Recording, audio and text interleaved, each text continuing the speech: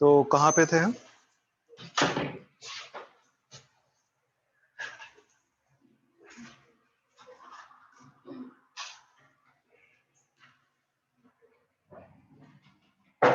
मैंने mass flow hypothesis, bulk flow hypothesis बता दिया था ना। ओके, तो इसमें दो ही तीन चीजें इंपॉर्टेंट हैं। अगर आप एनसीईआरटी रीड किए होगे तो आपको समझ में आ गया होगा। कितना बच्चा एनसीईआरटी कल रीड किया है इसे पूरा टॉपिक, जितना मैंने पढ़ाया है? कितने बच्चों ने रीड किया? मतलब मैंने पढ़ाया उसका हाफ। क्यों? कोई मीटिंग अटेंड करनी थी आप लोगों को मिलके?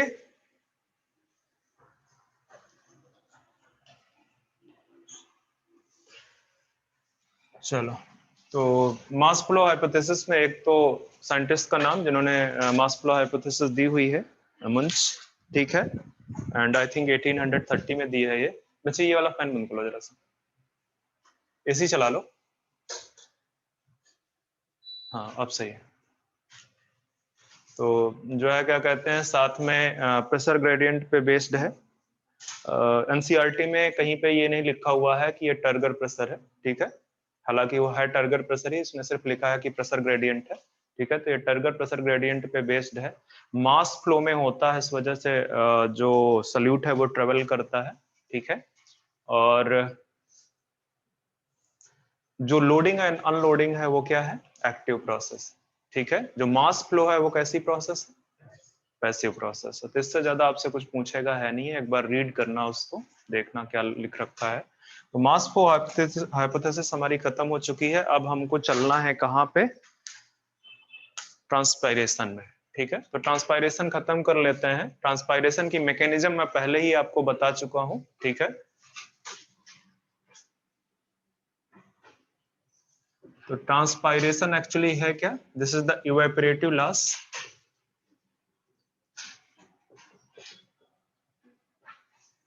of water from aerial part of the plant, aerial part of the plant। Aerial part में मेजर क्या होता है? आपका लीव्स, ठीक है। Aerial part of the plant is known as transpiration. अच्छा, इसके पहले मैंने आपको दो चीजें बताई जब रूट प्रेशर पढ़ा रहा था, गटेशन और ब्लीडिंग। तो वहां पे जो लॉस ऑफ वाटर है वो इम्प्योर है, वहां पे जो लॉस ऑफ वाटर है वो इम्प्योर है। यहाँ पे जो लॉस ऑफ वाटर हो रहा है ये प्योर वाटर है, ध्यान में रखना, ठीक है। वाटर वेपर है, वाटर वेपर के फॉर्म में जो है बेसिकली डिफ्यूज कर जाता है, डिफ्यूजन की प्रोसेस से बाहर निकल जाता है। आपको शायद पता हो कि जो डिफ्यूजन की प्रोसेस है वो लिक्विड और गैस दोनों में होती है, ठीक है। सॉलिड में नहीं दिखती है आपको, ठीक है। तो ये जो प्योर वाटर है ये वाटर वेपर के फॉर्म में बाहर निकलता है, ठीक है, वाटर वेपर के फॉर्म में। और ये प्योर होगा, तुमको पता ही है कि अगर सपोज कर लो यहाँ पे तुम वाटर रखे हुए उसको खुले एनवायरमेंट में सनलाइट पे रख दो तो यहाँ से इवेपोरेशन होगा कि नहीं? वही सेम चीज तो वहां से भी हो रही है। उसको सरफेस मिल रहा है, सरफेस में जो है क्या कहते हैं, पानी भरा हुआ है। तो जैसे ही हीट इफेक्ट पड़ेगा लाइट का, ठीक है, तो ये जो है वेपर फॉर्म में कन्वर्ट होगी। और बाहर ह्यूमिडिटी कम है, ठीक है, अगर कम, ठीक है, तो वो क्या करेगा? वो बाहर निकलेगा, ठीक है। या बोल दो कि जो है क्या कहते हैं, जो बाहर एटमॉस्फेयर है, एटमॉस्फेयर में जो है क्या कहते हैं वाटर पोटेंशियल कम है इन कंपेयर टू द, यहाँ पे अगर मैं बोल रहा हूँ बीकर, या अगर प्लांट बोल रहा हूँ तो लीफ, ठीक है।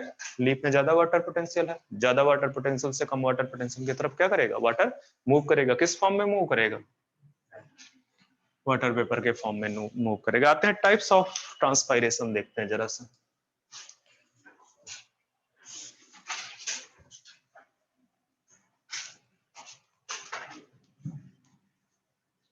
Types of transpiration. तो जो ट्रांसपायरेशन के टाइप हैं कई सारे हैं। एक है आपका, एक मिनट बच्चे, क्यूटिकुलर ट्रांसपिरेशन पहले लिख लेते हैं, या लेंटिकुलर, लेंटिकुलर लिखो आप पहले, लेंटिकुलर। अब आप ये मत बोलना मुझे कि आप लेंटिकल्स नहीं जानते हो, बताओ लेंटिकल्स क्या है? These are lens shaped opening, कहाँ पे प्रेजेंट होती है? Stem, leaves, fruits except, sorry leaf गलत रहा हूँ, स्टेम, रूट्स, फ्रूट्स, ठीक है। लीफ में क्या है? अब्सेंट है। तो अगर इन ओपनिंग से बेसिकली अगर ट्रांसपायरेशन हो रहा है, वाटर लॉस हो रहा है, तो आप क्या बोलोगे? तो आप लिख सकते हो कि water loss through, water loss through lenticels, लेंटिसल, तो उनको बोलेंगे आप लेंटिकुलर ट्रांसपायरेशन। और ये अप्रोक्सीमेटली 0.1% है। कितना है? ये अप्रोक्सीमेटली आपका 0.1%। तो दूसरा है क्यूटिकुलर। अब ये भी आपको आइडिया होगा, क्यूटिकल्स आपको ज्यादातर जनरली आपको कहाँ पे मिलती है? लीफ की सरफेस पे मिलती है, अपर एंड लोअर सरफेस, ठीक है। अपर सरफेस पे ज्यादा थिक होती है क्योंकि वहां पे डायरेक्ट सनलाइट पड़ती है, लोअर सरफेस पे आपका कम होता है, वो भी किस में? डार्सी वेंट्रल लीफ में। जबकि अगर मोनोकॉट की लीफ में आइसोबाइलेटरल में जाओगे तो चूंकि इसका ओरिएंटेशन ऐसा होता है कि दोनों सरफेस पे अप्रोक्सीमेटली इक्वल पड़ती है, तो दोनों सरफेस में जो थिकनेस है क्यूटिकल का वो अप्रोक्सीमेटली इक्वल है। तो ये है आपका क्यूटिकुलर, क्यूटिकुलर ट्रांसपायरेशन। और क्यूटिकुलर ट्रांसपायरेशन में लिख दो कि लॉस ऑफ वाटर वाया, ना स्टोमेटा क्यों होगा? Cuticle, loss of water through cuticle, ठीक है। क्यूटिकल की से जो लॉस हो रहा है वाटर का डे नाइट एवरी टाइम, ठीक है, उसको आप क्या बोलते हैं? Cuticular transpiration. और ये जो ट्रांसपायरेशन है अप्रोक्सीमेटली आपका 10% के लिए रिस्पॉन्सिबल है, ठीक है, 10% के लिए रिस्पॉन्सिबल है। तीसरा है आपका स्टोमेटल, स्टोमेटल ट्रांसपायरेशन, ठीक है। तो ये भी आप लिख दो कि जो लॉस है वाटर का, ठीक है, loss of water through stomata, stomata के थ्रू जो वाटर लॉस है दैट इज स्टोमेटल ट्रांसपायरेशन, ठीक है। और ये आपका कितना है? 90%, ठीक है, ये आपका 90% है। तो ये टाइप्स हैं। अब एक और चीज लिख दो नोट डाल के कि अगर लीफ की सरफेस से, ठीक है, लीफ की सरफेस से ट्रांसपायरेशन हो रहा है तो उसको आप क्या बोलोगे? फोलियर ट्रांसपायरेशन, ठीक है। एनसीईआरटी में लिखा हुआ है एक जगह पे, तो लिख दो जरा सा फोलियर ट्रांसपायरेशन। तो फोलियर ट्रांसपायरेशन क्या है? Loss of water through leaf surface. अब इसमें दोनों आ जाएंगे आपके, कौन कौन से? वाटर थ्रू लीफ सरफेस, ठीक है। तो ये आपका क्यूटिकुलर भी आ जाएगा और आपका स्टोमेटल भी आ जाएगा। तो ये आपका हो गया फोलियर ट्रांसपायरेशन, ठीक है। अब थोड़ा सा देखते हैं ये जो ट्रांसपायरेशन को मेजरली जो स्टोमेटा से हो रहा है उसके बारे में थोड़ा सा डिस्कस करते हैं, ठीक है। मैं दोबारा से स्ट्रक्चर ऑफ स्टोमेटा की बात करता हूं, आपने ऑलरेडी एनाटॉमी में पढ़ा रखा हुआ है, ठीक है। तो स्टोमेटा की अगर आप बात करोगे, सबसे पहले डिस्कवर किया था एक साइंटिस्ट थे फेफर, Pfeffer, फेफर, ठीक है, बट आपको जरूरत नहीं है। ये स्टोमेटा को आपको मैंने ऑलरेडी बता दिया है कि डाइकॉट में कैसे होते हैं। डाइकॉट में जो स्टोमेटा की गार्ड सेल्स हैं वो बेसिकली कैसी हैं? किडनी शेप्ड है या बीन शेप्ड है, ठीक है। आइसोबाइलेटरल जो लीव्स हैं वहां पे कैसी हैं? डंबल शेप्ड, ठीक है। तो चलो हम बनाते हैं यहाँ पे,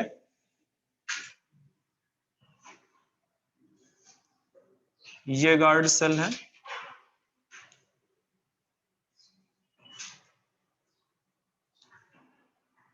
इसको मैं दोबारा से इसलिए बता रहा हूं क्योंकि जो ये देखो ये इनर सरफेस है इसकी,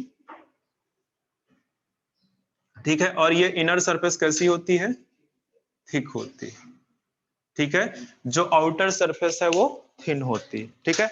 एनसीईआरटी ने इसके बारे में तो बात की है, ये जो है इनर वॉल है, ये इनर वॉल है, और इनर वॉल को उसने क्या बोला है कि ये थिक है और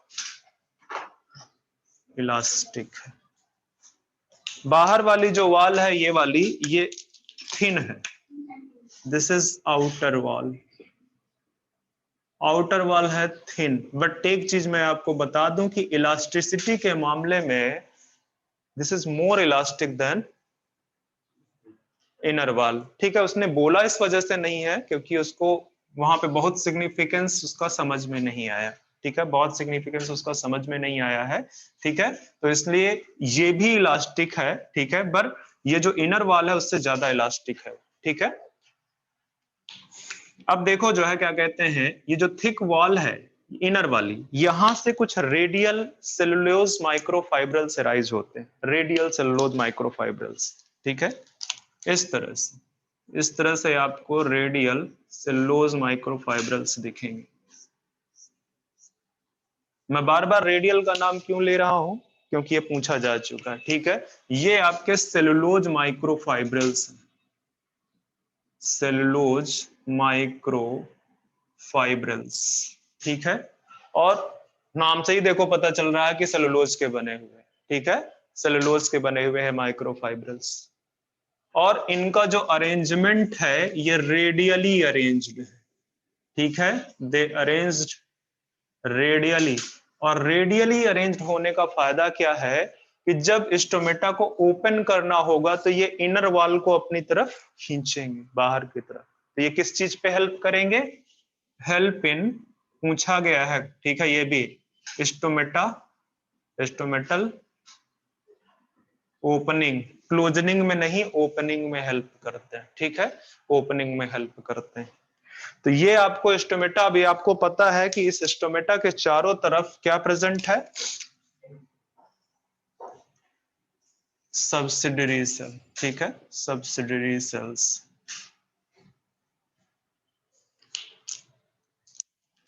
ये सब्सिडरी सेल्स है। और आपको मैं बार बार यही बता रहा हूं कि जहां पे भी ये स्टोमेटा प्रेजेंट है, मतलब ये बोल दूं कि सपोज कर लो ये आपकी ये लीफ है। ठीक है, मैं बोल रहा हूं कि यहाँ पे ये स्टोमेटा प्रेजेंट है, यहाँ पे स्टोमेटा प्रेजेंट है, तो इसके पीछे एक कैविटी प्रेजेंट होगी, इसके पीछे एक कैविटी प्रेजेंट होगी, और this cavity is known as sub stomatal cavity. इसको आप सब स्टोमेटल कैविटी बोलोगे। ठीक है, इसका अपना सिग्निफिकेंस है, कल बता चुका हूं। क्या सिग्निफिकेंस है कि जो वाटर वेपर के फॉर्म में स्टोर होता है वो कहां पे होता है, सब स्टोमेटल कैविटी में। ठीक है, और सब स्टोमेटल कैविटी में जो वाटर स्टोर हुआ है, अगर ये बाहर के इन्वायरमेंट में ह्यूमिडिटी कम है विद रिस्पेक्ट टू, भाई वो वाटर वेपर के फॉर्म में स्टोर होगा तो क्या बढ़ाएगा, ह्यूमिडिटी इंक्रीज कर देगा।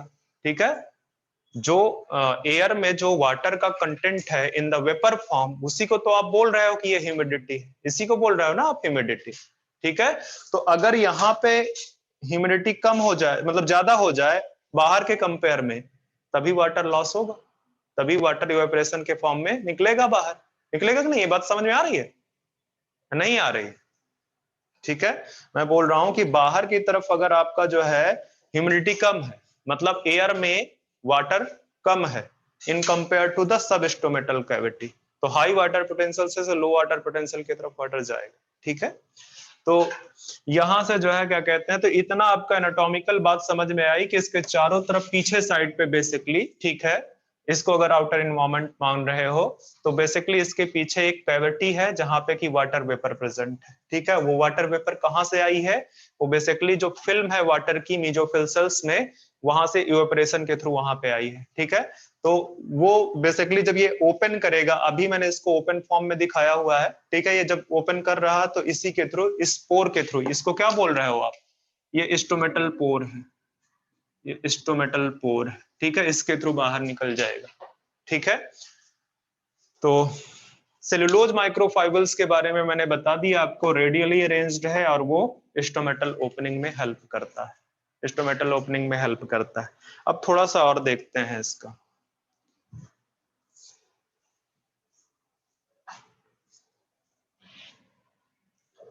एनसीईआरटी ने ट्रांसपायरेशन की मैकेनिज्म के बारे में कोई बात नहीं की है। ठीक है, एनसीईआरटी ने ट्रांसपायरेशन के मैकेनिज्म के बारे में कोई बात नहीं की है, मैं थोड़ा सा यहाँ डिस्कस कर देता हूं मैकेनिज्म ऑफ ट्रांसपायरेशन। तो ट्रांसपायरेशन में आप क्या देखोगे, यहाँ पे 3 स्टेप आपको देखने को मिलेंगे, ठीक है। एक है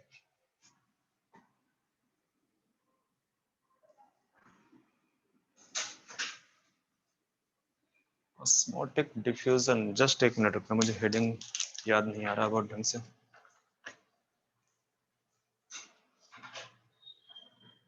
सही है, ऑस्मोटिक डिफ्यूजन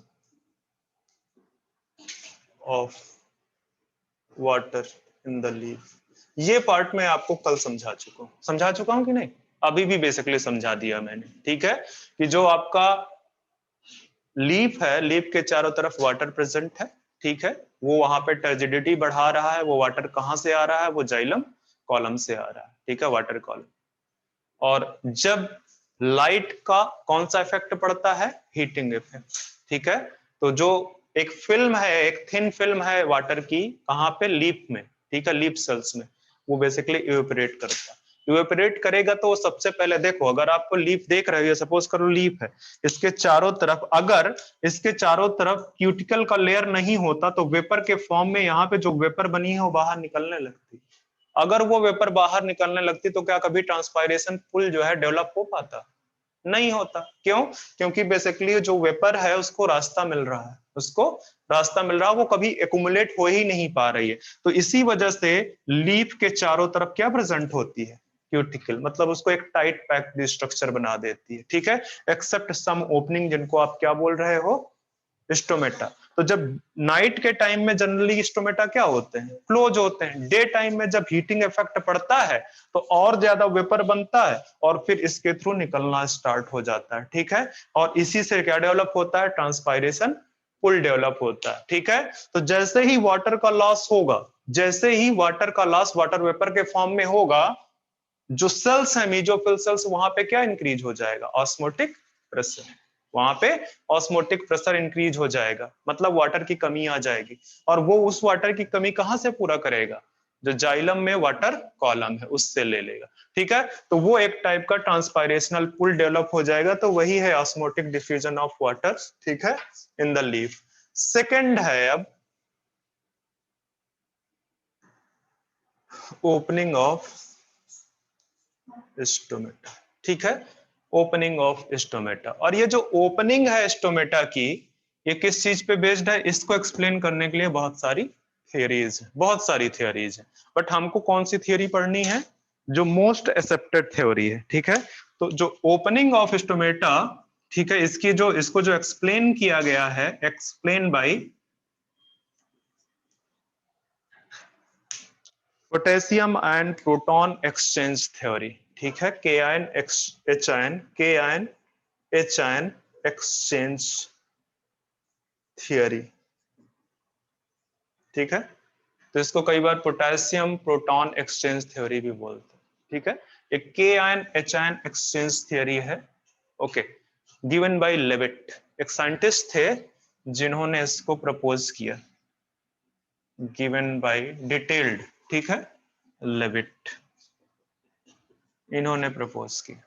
अब ये के ion H ion exchange theory बोलती क्या है? ठीक है, इसका इसका अगर मैं एक लाइन में कंक्लूजन निकालूं कि क्या इसने एक लाइन में बोला है, तो उसने बोला है कि जो गार्ड सेल है, ये वाली, ये जो गार्ड सेल है, ठीक है, यहां पे ऑस्मोटिक कंसंट्रेशन इंक्रीज होती है, बाहर से वाटर गार्ड सेल्स में आता है, ठीक है, और इससे गार्ड सेल की टर्जिडिटी इंक्रीज हो जाती है, ठीक है, गार्ड सेल की टर्जिडिटी इंक्रीज होगी। और देखो, ये जो अंदर वाली वाल है, इनर वॉल, ठीक है, ये इनर वॉल कैसी है? थिक है, ठीक है। तो जैसे ही जो है बेसिकली थिक है और इलास्टिक है, तो जैसे ही यहाँ पे टर्जिडिटी इंक्रीज होगी, ये जो है क्या कहते हैं, थोड़ा सा इसमें ये सेलुलोज माइक्रोफाइबर्स खींचना स्टार्ट करेंगे, ठीक है, खींचना स्टार्ट करेंगे। तो ये पूरा बल्ज आउट कर जाता है, इनर जो आउटर वॉल है वो बल्ज आउट करेगा बाहर की तरफ, और जो इनर वॉल है वो क्रिसेंट शेप्ड बना लेगा, ठीक है, क्योंकि इसमें से लोज माइक्रोफाइबर्स उसको खींच रही हैं, तो वो एक क्रिसेंट शेप बन जाएगा। तो एनसीईआरटी में लिखा हुआ है कि जब वो स्टोमेटा आपका ओपन होता है, ठीक है। स्टोमेटा ओपन होने के दौरान जो इनर वॉल है वो किस शेप की हो जाती है, क्रिसेंट शेप, ठीक है। कब, ड्यूरिंग ओपनिंग, ड्यूरिंग ओपनिंग। और ये जो आउटर वॉल है, ये जो आउटर वॉल है ये बल्ज आउट कर जाएगी, बाहर की तरफ बिल्कुल चली जाएगी, ठीक है। ये आपका आउटर वॉल जो है ये बल्ज आउट करेगा, ठीक है, ये बल्ज आउट करेगा। तो माइट भी चांसेस कि कई बार कभी ये क्वेश्चन पूछ सकता है कि during opening of the stomata जो गार्ड सेल है, गार्ड सेल की आउटर वॉल जो कि थिन है, ठीक है, वो बल्ज आउट करेगी, और जो इनर वॉल है वो किस तरह का शेप बना लेगी, क्रिसेंट शेप, ठीक है, क्रिसेंट शेप।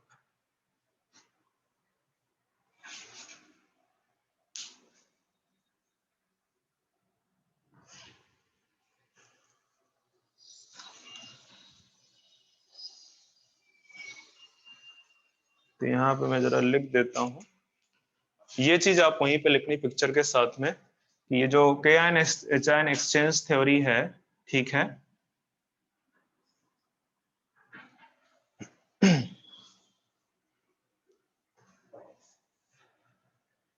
जो ऑस्मोटिक प्रेशर है इंक्रीज इन गार्ड सेल, वो गार्ड सेल में ऑस्मोटिक प्रेशर कैसे इंक्रीज करता है वो मैं अभी एक्सप्लेन करता हूं, पर आप ये देखो पहले, गार्ड सेल में ऑस्मोटिक प्रेशर इंक्रीज हुआ, ठीक है, क्या होगा, एंडोस्मोसिस ऑफ वाटर, कहां से आएगा बच्चे, सब्सिडियरी सेल्स, ठीक है। और इसकी वजह से क्या होगा, टर्जिडिटी इंक्रीज हो जाएगी, टर्जिडिटी या टर्गर प्रेशर लिख सकते हो, वैसे टर्जिडिटी ही लिखो, turgidity of guard cell increase, ठीक है। और स्टोमेटा क्या हो जाएंगे, स्टोमेटा ओपन, स्टोमेटा ओपन हो जाएंगे। तो ये तो एक आउटलाइन है, एक्चुअली हो क्या रहा है, मेन चीज हो रही है पोटेशियम और प्रोटॉन का एक्सचेंज हो रहा है, ठीक है। बच्चे लिखने का मतलब नहीं है, तुम समझ गए रहे होगे कि मैं किसको बोल रहा हूं। अगर लिखना नहीं है तो यहाँ पे बैठ के कुछ खास मिलना नहीं है।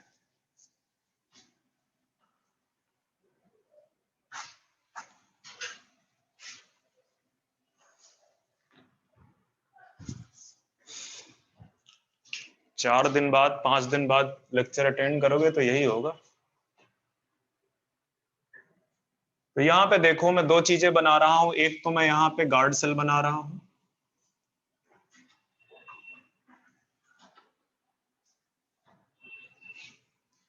ठीक है, और गार्ड सेल के पीछे मैं क्या बनाऊंगा, सब्सिडियरी सेल, गार्ड सेल के पीछे हमने बना दिया सब्सिडियरी सेल्स। अब आपको पता है कि जो गार्ड सेल है, ठीक है, गार्ड सेल में सारी चीजें प्रेजेंट है, क्या क्या प्रेजेंट है, उसका अपना न्यूक्लियस प्रेजेंट है, ठीक है, उसका अपना वेक्यूल प्रेजेंट है, साइटोप्लाज्म तो है ही, ठीक है। तो यहाँ पे आप जरा सा बना दो इसको, थोड़ा सा मुझे और स्पेस चाहिए, यहाँ पे थोड़ा सा स्पेस और चाहिए, ठीक है। यहाँ पे इसका वेक्यूल मैं बना देता हूं कि ये सपोज कर लो इसका वेक्यूल है, ठीक है, वेक्यूल। तो गार्ड सेल में क्लोरोप्लास्ट भी प्रेजेंट होते हैं, आपको याद होगा जब मैं एनाटॉमी पढ़ा रहा था तो मैंने बोला था कि ये ओनली एपिडर्मल सेल हैं, एक हाइड्रोफाइट्स है भी कहीं पे जहां पे एपिडर्मल सेल्स में बेसिकली क्लोरोप्लास्ट प्रेजेंट होते हैं, ठीक है। जनरली एपिडर्मिस में क्लोरोप्लास्ट अब्सेंट है, ठीक है। इनमें क्लोरोप्लास्ट प्रेजेंट होते हैं गार्ड सेल में, और कौन सा फॉस्फोरिलेशन करते हैं, साइक्लिक फॉस्फोरिलेशन, ठीक है। इनका काम फूड सिंथेसिस से नहीं है, फोटोसिंथेसिस से नहीं है, ठीक है। यहाँ पे जो क्लोरोप्लास्ट, अगर मैं यहाँ पे आपका क्लोरोप्लास्ट बना देता हूं, ठीक है, यहाँ पे क्लोरोप्लास्ट बना देता हूं, तो ये क्लोरोप्लास्ट आपका सिर्फ कौन सा वो करता है, ये ए ग्रेनल क्लोरोप्लास्ट। अब आपको समझ में आ गया होगा कि ए ग्रेनल क्लोरोप्लास्ट का मतलब क्या है, कि साइक्लिक फोटोफॉस्फोरिलेशन ओनली होगा, नॉन साइक्लिक नहीं होगा, और नॉन साइक्लिक नहीं हो रहा है तो NADPH2 प्रोड्यूस नहीं होंगे, ठीक है। आगे की बात तो अलग ही है, NADPH2 ही प्रोड्यूस नहीं हुआ है, ठीक है। तो CO2 से फिक्स करने के कोई मतलब ही नहीं है। तो ये एक ग्रेनल क्लोरोप्लास्ट है जो किस चीज में पार्टिसिपेट करते हैं, साइक्लिक फोटोफॉस्फोरिलेशन में पार्टिसिपेट करते हैं, ठीक है। और साइक्लिक फोटोफॉस्फोरिलेशन से क्या प्रोड्यूस करेंगे, ATP प्रोड्यूस करेंगे, ठीक है। अब चलो आ जाओ, यहां पे स्टार्च कन्वर्ट होता है किस चीज पे,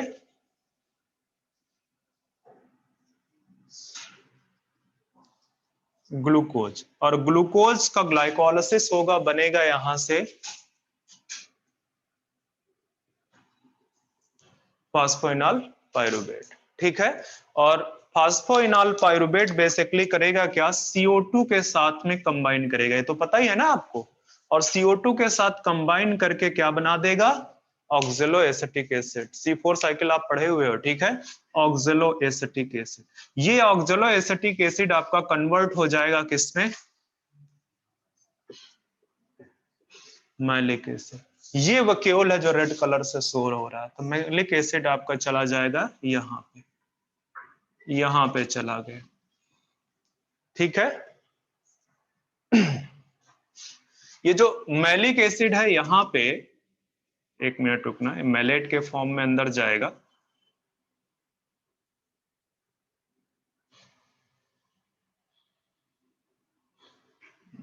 चलो कोई दिक्कत नहीं है, आप एचाइन का उससे ले आओ, अगर यहीं से निकाल दो तो बेटर है, ठीक है। एक मिनट, इसको मैलेट कर दो, इसको मैलेट कर दो, ठीक है। और यहां से एचाइन यहीं पे निकाल दो, यहीं पे एचाइन निकाल दो, ठीक है। मतलब समझ में होगा ही, किसी एसिड को अगर आयनाइज कर दो, ठीक है, तो उसका जो प्रोटॉन को छोड़ के बाकी का पार्ट बनता है वो क्या बन जाता है, ठीक है।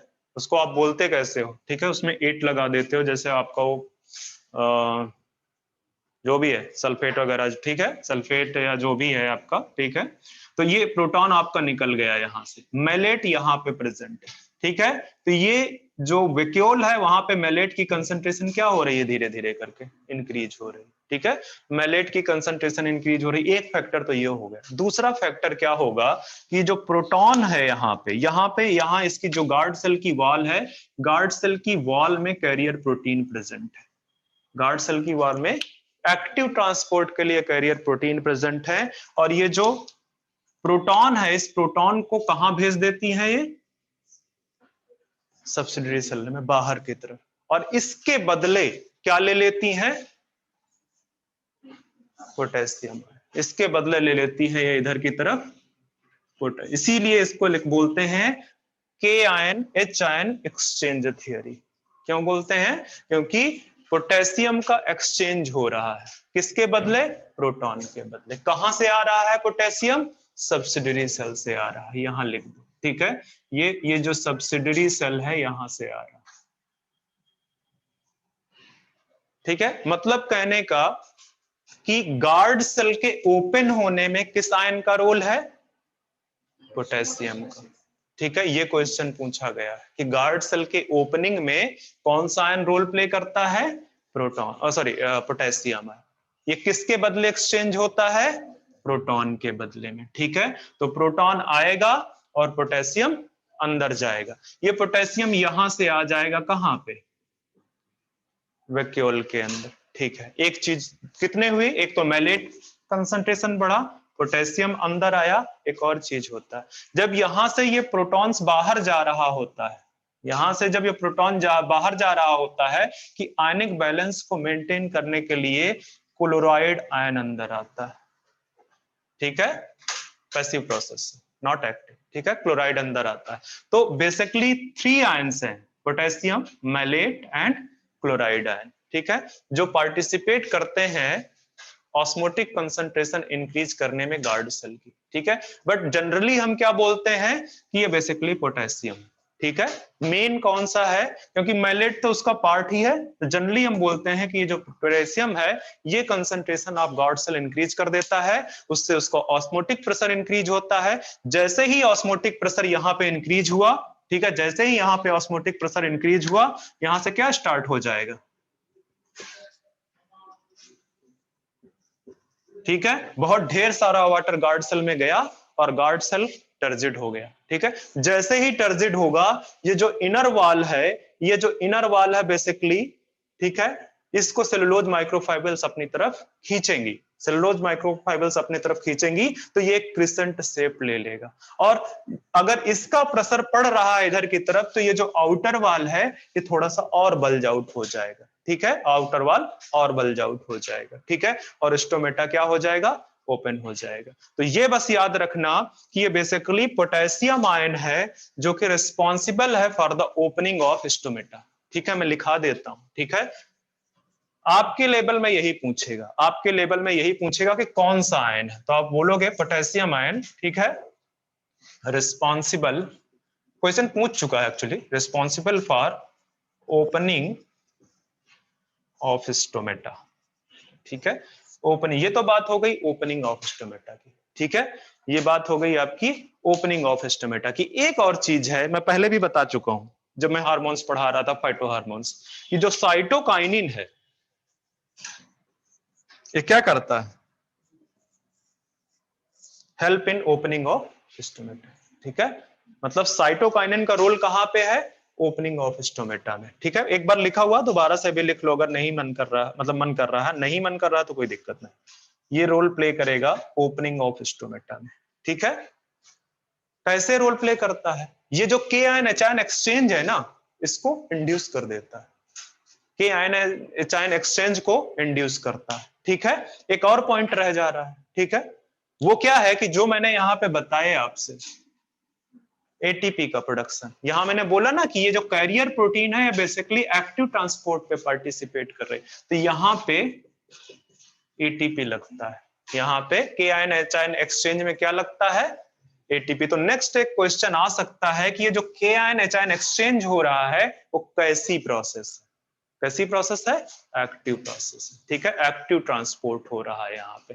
तो लिखना चाहो तो लिख दो, यही पूछेगा, ठीक है, के आयन एच आयन जो एक्सचेंज है ये बेसिकली एक्टिव ट्रांसपोर्ट है, एक्टिव ट्रांसपोर्ट, ये आपका एक्टिव ट्रांसपोर्ट है, साइटोकाइन इंड्यूस करता है के आयन एच आयन एक्सचेंज, ठीक है। तो ये तो हो गया ओपनिंग ऑफ स्टोमेटा। अब दूसरा देखो, ओपनिंग हुआ तो क्लोजनिंग भी होगा, ठीक है, क्लोजनिंग भी होगा। तो तीसरा है क्लोजनिंग ऑफ स्टोमेटा, और जो क्लोजनिंग ऑफ स्टोमेटा है वो इसके रिवर्स प्रोसेस है, जाहिर सी बात है, एंडोस्मोसिस अभी हुई है, एक्सोस्मोसिस आप करवा दो, वाटर बाहर निकलेगा, वो फ्लैसिड स्टेट पे आएगी, और जो ये जो इनर वॉल है वो अंदर की तरफ आ जाएगी, मतलब स्टोमेटल पोर जो ओपन हुआ है वो क्लोज हो जाएगा, ठीक है। तो तीसरा जो है वो है closing of stomata, closing of stomata, stomata की क्लोजनिंग। तो स्टोमेटा की जो क्लोजनिंग है this is explained by ABA theory, ABA वही है hormone, abscisic acid, abscisic acid, ठीक है।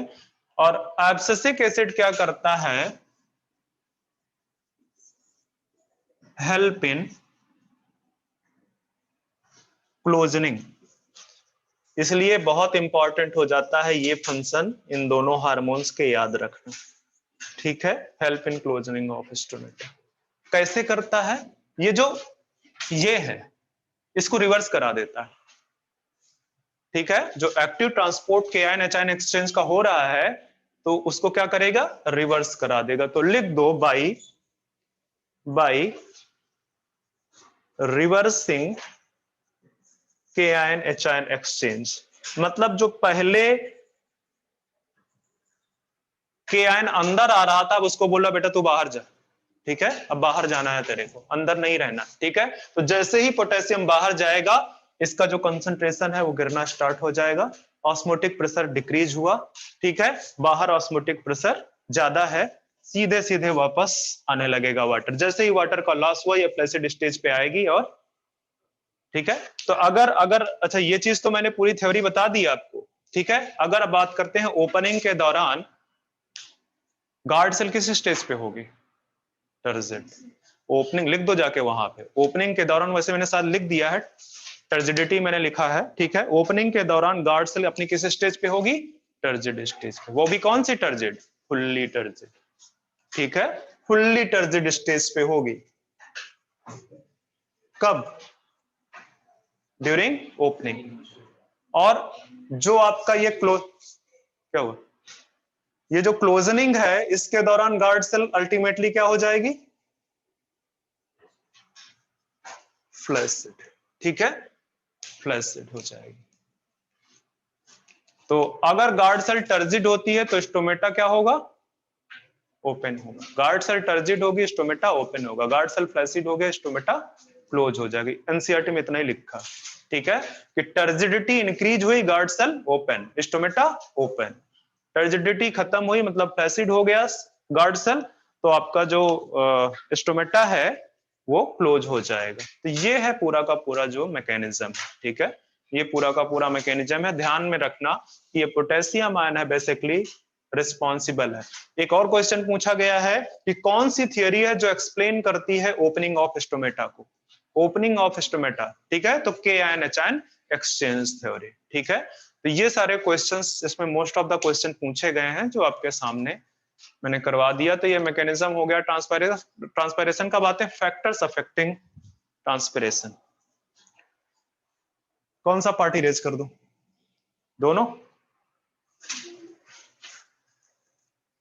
इधर,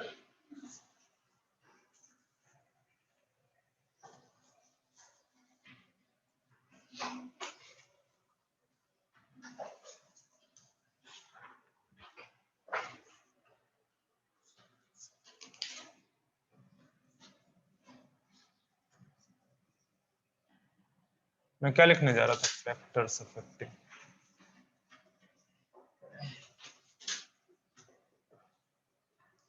ट्रांसपायरेशन। अच्छा, ट्रांसपायरेशन में जो फैक्टर्स अफेक्ट कर रहे हैं वही ऑलमोस्ट सारे के सारे फैक्टर आपके ओपनिंग ऑफ स्टोमेटा को भी अफेक्ट करेंगे, ओपनिंग और क्लोजनिंग ऑफ, ठीक है, क्योंकि मेजॉरिटी ऑफ द ट्रांसपायरेशन कहां से हो रहा है, स्टोमेटल ट्रांसपायरेशन से हो रहा है, ठीक है। तो फैक्टर्स अफेक्टिंग ऑफ ट्रांसपायरेशन में आपको दो फैक्टर देखो, एक एक्सटर्नल फैक्टर जो है और दूसरे जो इंटरनल फैक्टर है। चलो बताओ, एक्सटर्नल फैक्टर के नाम बताओ, सबसे इंपॉर्टेंट एक्सटर्नल फैक्टर। हम्म, क्या क्या क्या क्या क्या, अच्छा चलो ठीक है। इतना शांति से बोलते हो कि कुछ गलत भी बोले होगे तो मुझे समझ में नहीं आया होगा। यही बोले थे, एटमॉस्फेरिक ह्यूमिडिटी, ये सबसे ज्यादा इंपॉर्टेंट फैक्टर है, ठीक है।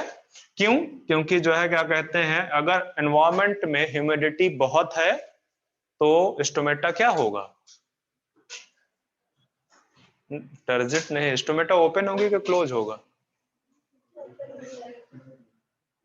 क्लोज हो जाएगा ना, ओपन हो जाएगा।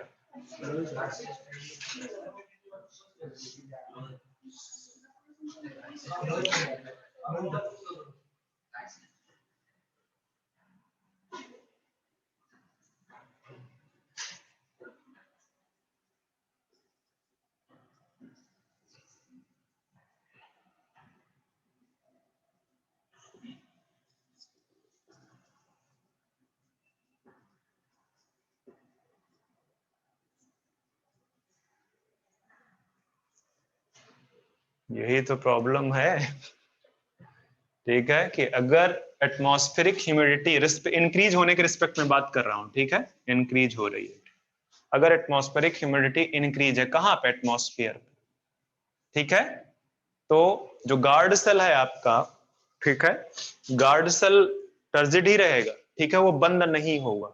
क्यों, उसको बंद होने की जरूरत नहीं है, क्योंकि वो किस चीज में, एक्चुअली जो स्टोमेटा है उसके दो फंक्शन, पहला फंक्शन ट्रांसपिरेशन और दूसरा फंक्शन गैसियस एक्सचेंज, दो फंक्शन, ठीक है। तो दिन के टाइम में उसको क्या करना है, गैसियस एक्सचेंज भी करना है, क्योंकि फूड कहां से बनेगा, तो वो ओपन रहेगा, ठीक है, वो ओपन रहेगा, उसका गैसियस एक्सचेंज चलता रहेगा, पर ट्रांसपायरेशन बहुत डिक्रीज हो जाएगा। क्यों, क्योंकि एटमॉस्फेरिक ह्यूमिडिटी इंक्रीज हुई पड़ी, ठीक है। तो ध्यान में रखना, ये चीज पूछ सकता है क्योंकि बच्चे कंफ्यूज हो जाते हैं इसमें। इसके बाद आपका विंड वेलोसिटी, ठीक है, विंड वेलोसिटी किस तरह से अफेक्ट करेगी, विंड वेलोसिटी ट्रांसपायरेशन इंक्रीज करेगा, बट एक सर्टेन लिमिट तक, एक सर्टेन लिमिट तक। क्यों?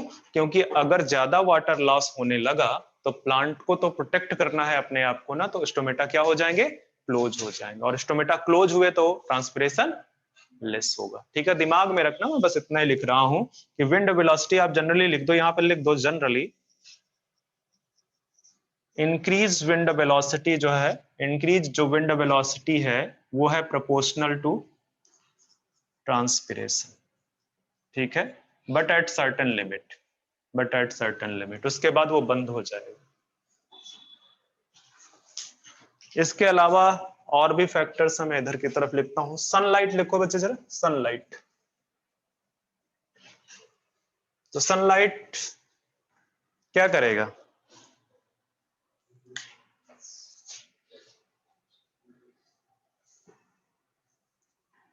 ये भी इफेक्ट करता है। ब्लू और रेड लाइट में जो है क्या कहते हैं, ओपन करता है स्टोमेटा को।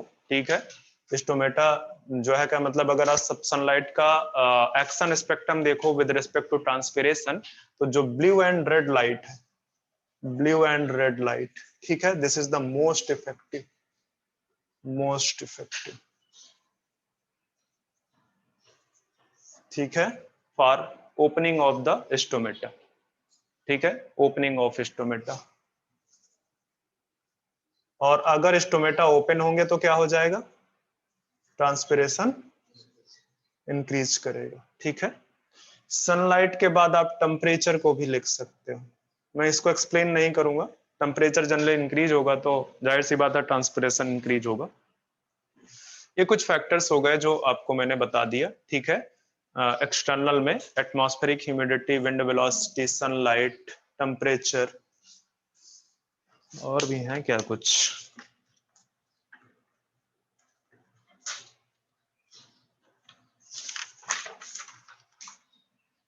CO2 कंसंट्रेशन भी लिख दो बच्चे, CO2 कंसंट्रेशन इंपॉर्टेंट है थोड़ा सा। बताओ CO2 कंसंट्रेशन अगर इंक्रीज करता है तो क्या होगा? ट्रांसपिरेशन विल बी इंक्रीज कर रहा है, स्टोमेटा क्लोज हो जाएगा, और स्टोमेटा क्लोज होगा तो ट्रांसपिरेशन कम हो जाएगा। ठीक है, तो ये आपका डिक्रीज करता है ट्रांसपिरेशन।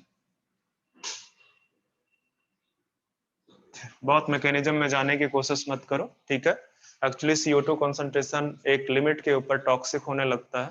ठीक है, हार्मोन्स का मैं पहले भी बता चुका हूं आपको, साइटोकाइनिन इंड्यूस करेगा ट्रांसपिरेशन को, और एब्सिसिक एसिड, क्यों? Because of the closing and opening of stomata. तो ये तो एक्सटर्नल फैक्टर हो गए, इंटरनल फैक्टर कुछ डिस्कस कर लेते हैं।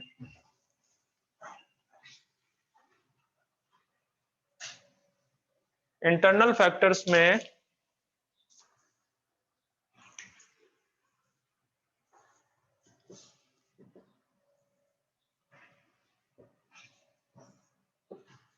ओरिएंटेशन ऑफ लीफ, ठीक है, कि लीफ किस तरह से ओरिएंटेड है उस पर ट्रांसपायरेशन डिपेंड करेगा। ठीक है, अब ओरिएंटेशन ऑफ लीफ में आप जो स्टोमेटा का अरेंजमेंट है वो भी देख सकते हो। ठीक है, कि स्टोमेटा का नंबर कैसा है, इसी के अंदर ले सकते हो आप, मतलब number of stomata, number of stomata, orientation of stomata, वो तो चेंज भी हो जाता है। ठीक है, ओरिएंटेशन ऑफ स्टोमेटा, तो ये सारे के सारे जो है आपको ओरिएंटेशन ऑफ लीफ में फर्क डालेंगे। अच्छा बताओ, canopy, canopy of plant, plant की कैनोपी कैसे इफेक्ट करेगी? सपोज कर लो एक प्लांट है, एक प्लांट है वो इस तरह से फैला हुआ है, और एक प्लांट है वो इस तरह से है। ठीक है, यहाँ पे ज्यादा लाइट आएगी तो ट्रांसपायरेशन ज्यादा होगा, और यहाँ पे क्या है, यहाँ अंदर बहुत कम लाइट पहुंचेगी तो ट्रांसपायरेशन कम हो जाएगी। अच्छा, एक एप्लीकेशन बोलता हूँ इस वाले पार्ट का, प्रनिंग जानते हो गए आप? ये क्या करते हैं, लीफ जो है काट देते हैं। ठीक है, उसी को तो बोलते हैं ना, लीफ काटते हैं। नंबर ऑफ लीफ प्लांट में क्या कर देते हैं, डिक्रीज कर देते हैं। और अगर नंबर ऑफ लीफ प्लांट में डिक्रीज हुई तो दो चीजें होंगी। एक चीज तो कि जो ओवरऑल ट्रांसपायरेशन का रेट है पूरे प्लांट पे वो क्या हो जाएगा, डिक्रीज हो जाएगा। बट अब जब लीफ कम हो गई हैं तो हर एक इंडिविजुअल लीफ के ऊपर ज्यादा लाइट पड़ेगी, इंडिविजुअल लीफ के ऊपर ज्यादा लाइट पड़ेगी, मतलब हर एक इंडिविजुअल लीफ का अपना ट्रांसपायरेशन रेट क्या हो जाएगा, इंक्रीज हो जाएगा। लिखाऊंगा नहीं मैं, याद कर लो या लिख लो, ठीक है। इंडिविजुअल लीफ का ट्रांसपायरेशन रेट रनिंग के दौरान क्या हो जाएगा, इंक्रीज होगा, जबकि ट्रांसपायरेशन जो है ओवरऑल क्या होगा, डिक्रीज होगा।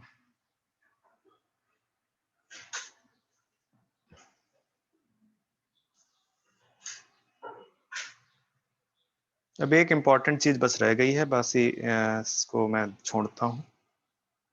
उसमें है आपका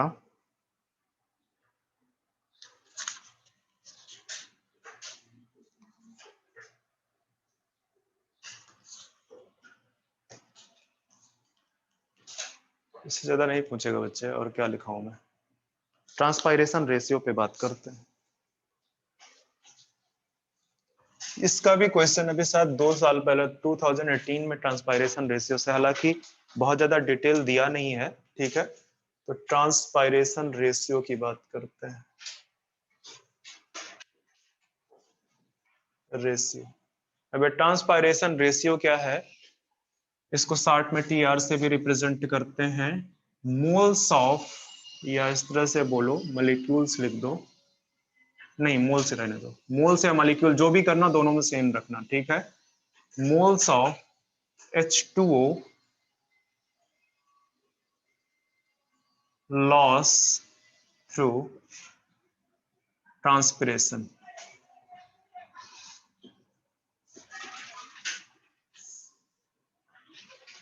bye per molecule of CO2 fixed या एब्जॉर्ब, पर मॉलिक्यूल या पर मोल ही रखना होगा, ऊपर लिखा मोल, पर मोल ऑफ CO2 एब्जॉर्ब्ड, या आप बोल सकते हो fixed during photosynthesis, fixed during photosynthesis.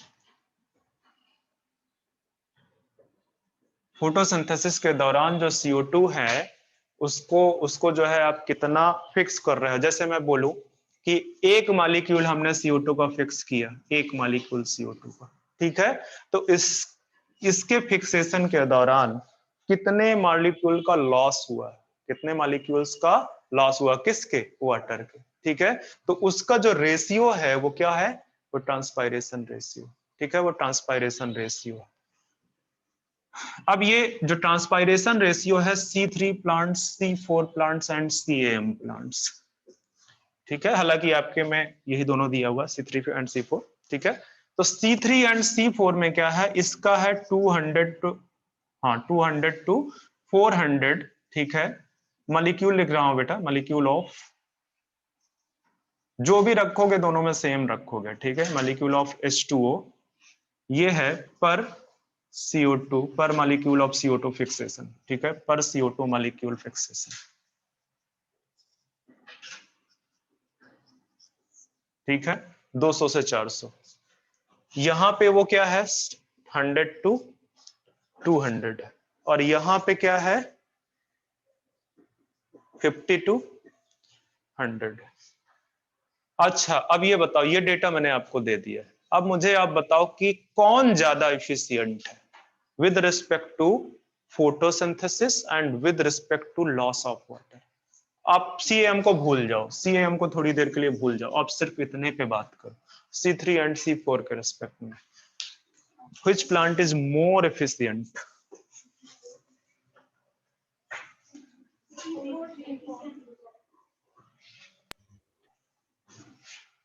कौन सा ज्यादा एफिशिएंट है, रट के बता रहे हो या कॉन्सेप्चुअली बता रहे हो,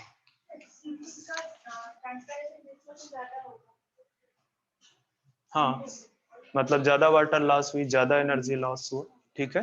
तो C4 आपके एनसीईआरटी में लिखा है, ठीक है, C4 plants are twice more efficient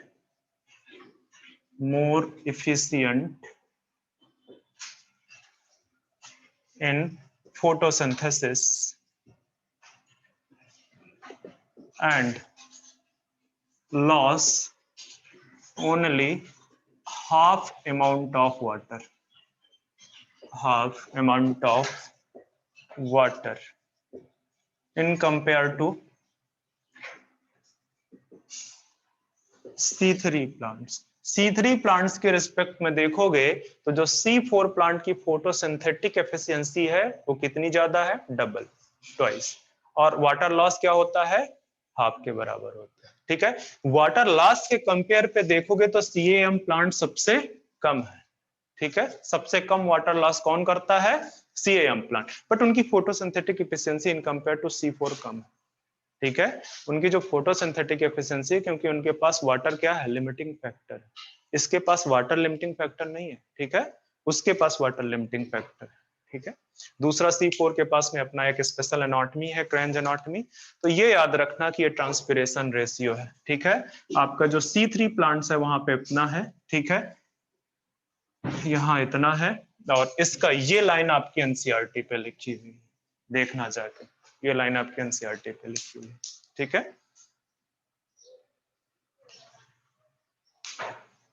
तो ये तो ट्रांसपायरेशन रेशियो हो गया। अच्छा, और एक चीज बात करते हैं, फंक्शन या सिग्निफिकेंस ऑफ ट्रांसपिरेशन।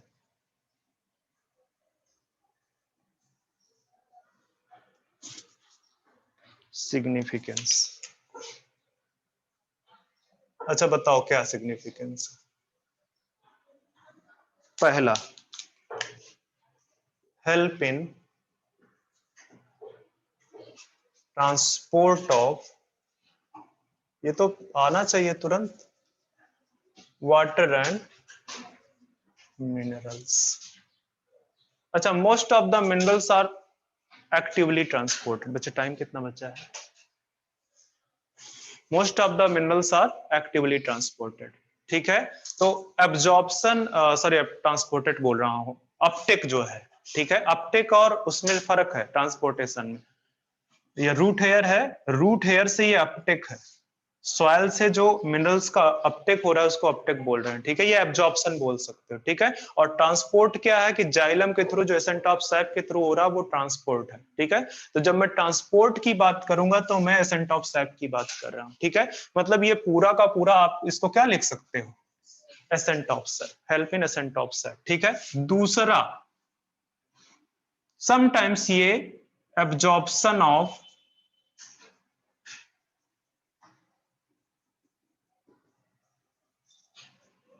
वाटर में भी रोल प्ले करेगा। देखो मैं मिनरल नहीं लिख रहा हूं यहाँ पे, क्यों, क्योंकि मिनरल का ज्यादातर ट्रांसपोर्ट वो अपटेक कैसा है, एक्टिव है। तीसरा, कूलिंग करता है। ठीक है, कूलिंग ऑफ सरफेस या लीफ सरफेस ही लिख दो, surface of the plant. NCERT देखोगे तो वहां लिखा है कि 10, कई बार 10 to 15 डिग्री सेल्सियस तक कूल कर देता है। ठीक है, 10 to 15 डिग्री सेल्सियस तक कूल कर देता है कई बार, कूलिंग सर्फ। ठीक है, डिसेंट ऑफ सेफ हो गया, एब्जॉर्प्शन ऑफ कूलिंग। क्या बच्चे, ट्रांसपिरेशन,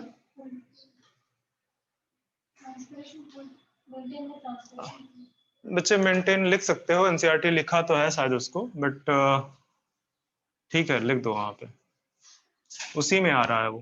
ठीक है, ऑफ ट्रांसपायरेशन पुल,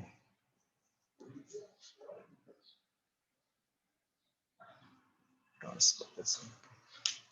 एक तो इंपॉर्टेंट और चीजें हैं जो दिमाग से मेरे स्किप हो रही हैं।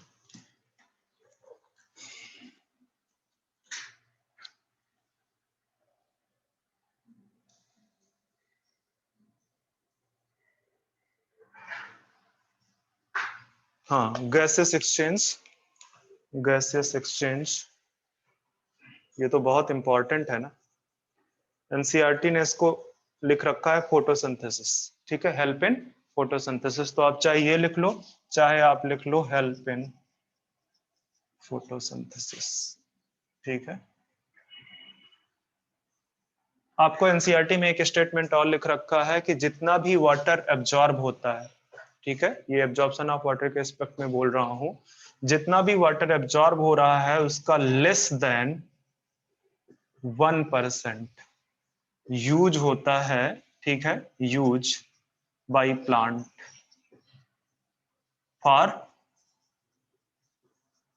फिजियोलॉजिकल प्रोसेसेस, ठीक है, फिजियोलॉजिकल प्रोसेस में कितना हो रहा है, लेस देन 1%, ठीक है। ये टोटल वाटर एब्जॉर्प्शन की बात कर रहा हूं, टोटल वाटर एब्जॉर्प्शन,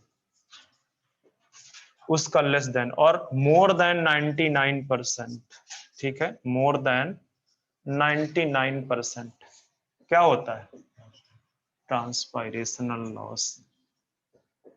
तो इस हिसाब से आपका ट्रांसपायरेशन क्या है, ये तो वेस्टफुल प्रोसेस पर वेस्टफुल है नहीं, इसकी वजह से इतने सारे फंक्शन हो रहे हैं, ठीक है, इसकी वजह से इतने सारे फंक्शन हो रहे हैं। तो एक साइंटिस्ट थे जिनका नाम था कर्टिस, CURTIS, ठीक है, कर्टिस, उन्होंने बोला कि transpiration is necessary able, necessary able, ठीक है, उन्होंने ये बोला, कई बार आपके टेस्ट वगैरह में आ जाता है, ट्रांसपायरेशन इज नेसेसरी एबल। तो ये बोलता है कि ये जो स्टेटमेंट है वो किसने दिया है, एबल, सॉरी, कर्टिस ने दिया हुआ है, ठीक है। तो ये आपका हो गया सिग्निफिकेंस ट्रांसपायरेशन का। अब आते हैं मिनरल ट्रांसपोर्ट।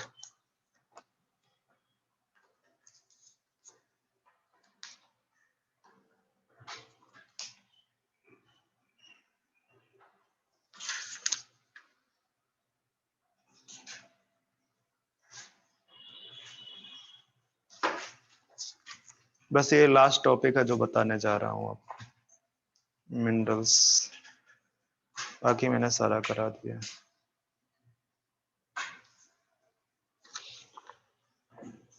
मुझे जरा एनसीईआरटी देना, एक 3-4 मिनट का पार्ट है, एनसीईआरटी देना मुझे। किधर वाला पार्ट इरेज कर दूं, ये कर दूं?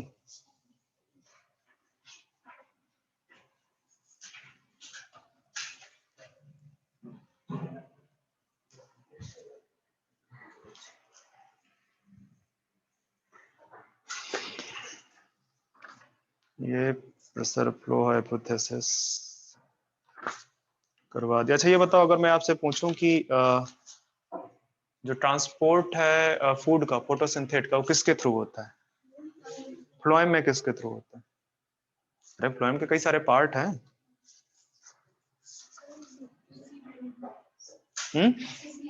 हाँ, तो ध्यान में रखना, कैपिलरिटी, सॉरी, जो ट्रांसपायरेशन जो पुल है, ठीक है, या ये जो आपकी थ्योरी है cohesion tension transpiration pull theory, तो इसमें कौन कौन से फोर्स पार्टिसिपेट करते हैं वाटर कॉलम को स्ट्रॉन्ग करने में? Cohesion, adhesion and surface tension, ये वाटर कॉलम को स्ट्रॉन्ग करते हैं, और ट्रांसपायरेशन पुल क्या करता है, खींचता है, ठीक है। तो जनरली जो वो है, क्या बोलते हैं, स्ट्रेंथ है उसकी, टेंसाइल स्ट्रेंथ, ठीक है, जो वाटर कॉलम को स्ट्रेंथ बनाती है, जो टेंसाइल स्ट्रेंथ है वो है अप्रोक्सीमेटली 200 एटमॉस्फेयर प्रेशर, ठीक है।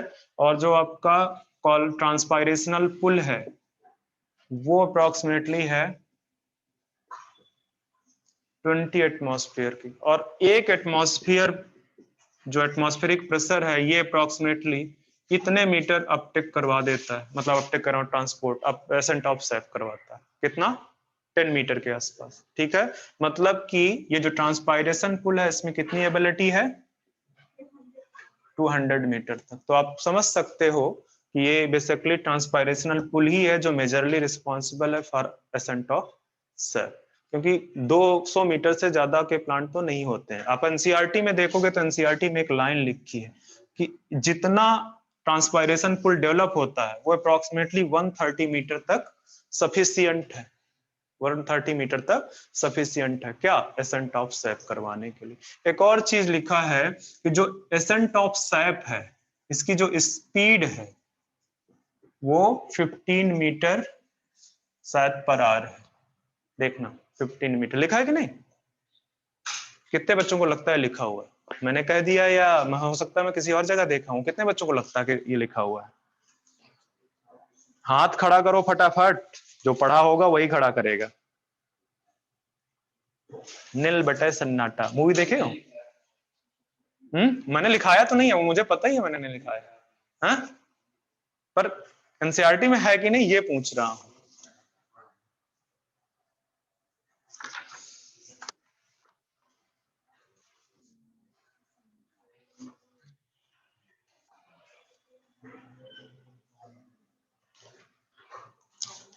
चलो आ जाओ, अपटेक ऑफ मिनरल्स। ये इतना पार्ट रह गया था इसलिए मैंने आपको बता दिया। ये सब काम हालांकि अपने मन से पढ़ने के, सारा टीचर पढ़ा देगा तो तुम क्या पढ़ोगे? हम्म?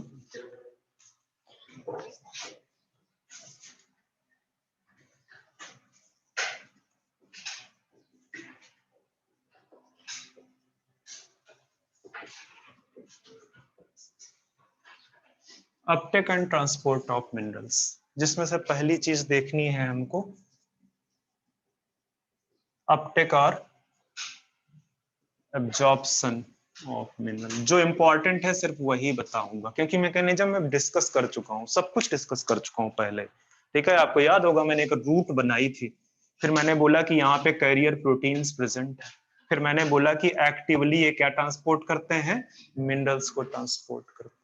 ठीक है, तो यही तो है मतलब कि अपटेक ऑफ मिनरल्स। ठीक है, अपटेक ऑफ जो मिनरल है, ये लिखा ही है ऊपर। ठीक है, ये कैसी प्रोसेस है, इज एक्टिव एंड पैसिव, या इस तरह से लिखो is both active and passive. अगर पूछता है सिंपली आपसे कि जो अपटेक है मिनरल्स का वो कैसी प्रोसेस है, तो आप बोलोगे, अगर ऑप्शन मिल रहा है, अगर मिल रहा है तो बोलोगे both active and passive. Mainly but ये जो है, ये जो एक्टिव है, बट मेनली एक्टिव लिख दो, mainly active transport, active transport. अच्छा, यहाँ पे ये आप एक्टिव ट्रांसपोर्ट तो लिख ही रहे हो, मैं पहले भी बता चुका हूं, पर फिर भी मैं लिखा रहा हूं कि आप यहाँ पे ये भी लिख सकते हो कि this transport indirectly help in absorption of water. ठीक है, ये इनडायरेक्टली हेल्प करता है, किसके through, help in absorption of water, water के एब्जॉर्प्शन में हेल्प करता है। ठीक है, तो जो अपटेक है वो बेसिकली कैसा है, both active and passive process है, बट मेनली वो एक्टिव ट्रांसपोर्ट होगा। और एक्टिव ट्रांसपोर्ट में आपको पता है दो चीजें रिक्वायर्ड होती हैं, एक कैरियर प्रोटीन, दूसरा एटीपी। एक कैरियर प्रोटीन, दूसरा एटीपी रिक्वायर होगा। ठीक है, तो इसका जो रेगुलेटरी पॉइंट है, ठीक है, एक्टिव ट्रांसपोर्ट का रेगुलेटरी पॉइंट है, या ये बोल सकते हो कि जो कैरियर प्रोटीन है वो बेसिकली रेगुलेट कर सकती हैं इस एब्जॉर्प्शन ऑफ किसको, ये बना ही लो आप, ये कैरियर प्रोटीन, ये कैरियर प्रोटीन है। ठीक है, और आपको पता है कि जो कैरियर प्रोटीन है वो क्या होती है, स्पेसिफिक फॉर पर्टिकुलर सल्यूट और आयन। ठीक है, पर्टिकुलर आयन के लिए क्या हो सकती है, दैट मीन्स कि these carrier protein can regulate the Uptake of minerals. ठीक है, ये क्या कर सकती हैं, अपटेक ऑफ मिनरल्स को रेगुलेट कर सकती हैं।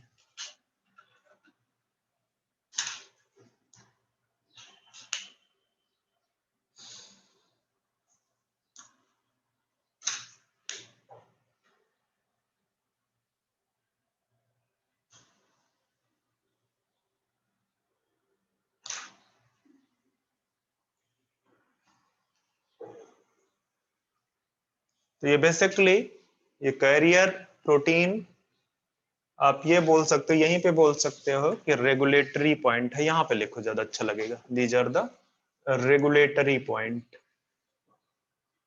किस चीज के लिए रेगुलेटरी पॉइंट है? कि किस तरह का सल्यूट एब्जॉर्ब करना है और किस टाइम पे एब्जॉर्ब, मतलब कितना एब्जॉर्ब करना है। ठीक है, एनसीईआरटी रीड करोगे तो सब समझ में आ जाएगा कि ये जो कैरियर प्रोटीन है ये रेगुलेटरी पॉइंट है। ठीक है, क्यों? क्योंकि ये बेसिकली स्पेसिफिक है। ठीक है, और इस वजह से ये अपटेक ऑफ मिनरल्स को कितनी अमाउंट में कोई पर्टिकुलर सल्यूट एब्जॉर्ब करना है और कितना करना है उसको बेसिकली रेगुलेट कर सकते हैं।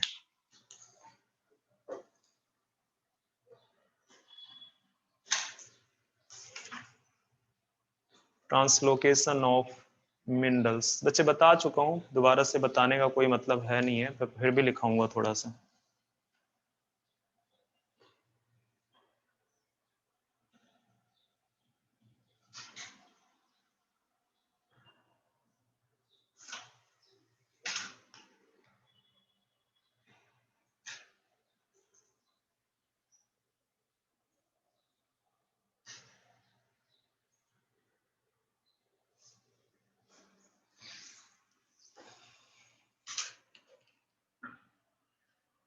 अच्छा, आपको पता है एंडोडर्मल सेल के बारे में? नोट डाल के लिखना इसको, नोट। जो एंडोडर्मल सेल है इनमें किस चीज का डिपोजिशन होता है? यहाँ पे क्या प्रेजेंट होती है? Casparian strip. और कैस्पेरियन स्ट्रिप में बेसिकली डिपोजिशन किसका है? सुबेरिन का। तो इस सुबेरिन के डिपोजिशन की वजह से यहाँ पे जो ट्रांसपोर्ट की पॉसिबिलिटी है, ठीक है, कैन ट्रांसपोर्ट, ठीक है, can transport in one direction only, in one direction only.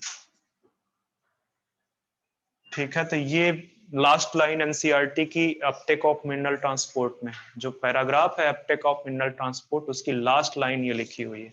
ठीक है, यहां से क्वेश्चन आ सकता है। ठीक है, ये जो एंडोडर्मिस है उसमें एक ही डायरेक्शन में ट्रांसपोर्ट हो सकता है, बिकॉज ऑफ किसकी वजह से? कैस्पेरियन स्ट्रिप की वजह से। ठीक है,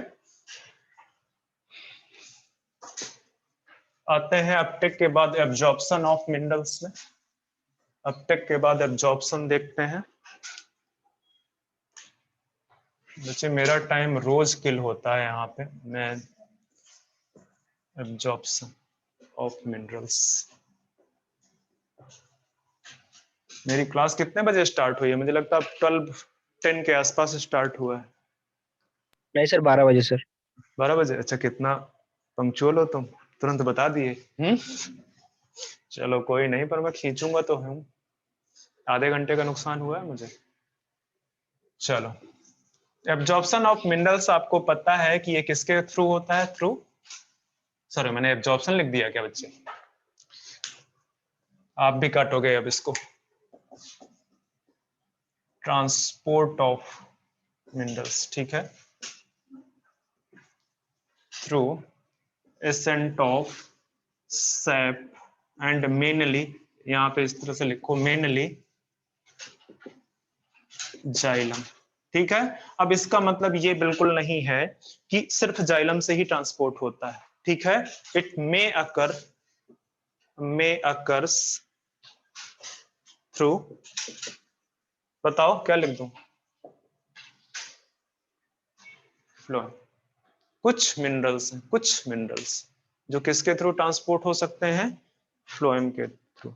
अब मैं आपको जब मिनरल न्यूट्रिशन चैप्टर पढ़ाऊंगा तो वहां पे मैं आपको दो चीजें बताऊंगा। मोबाइल एलिमेंट्स, मतलब मिनरल्स में जो एलिमेंट्स हैं, mobile elements and non mobile. ठीक है, तो जो मोबाइल एलिमेंट्स हैं, ठीक है, वो कहां से जाते हैं? मतलब जब सेनेसेंस हो रहा होता है प्लांट के डिफरेंट पार्ट्स का, तो प्लांट क्या करता है, वहां से जितने भी मोबाइल एलिमेंट्स हैं उनको क्या कर लेता है? एक्सट्रैक्ट करके न्यू वन के पास भेज देता है, जो नया बन रहा होता है। ठीक है, तो वहां पे मैं उस चीज को क्लियर करूंगा आपके लिए।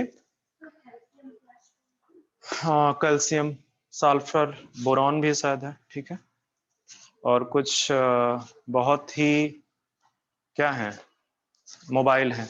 ठीक है, कुछ बहुत ही मोबाइल है।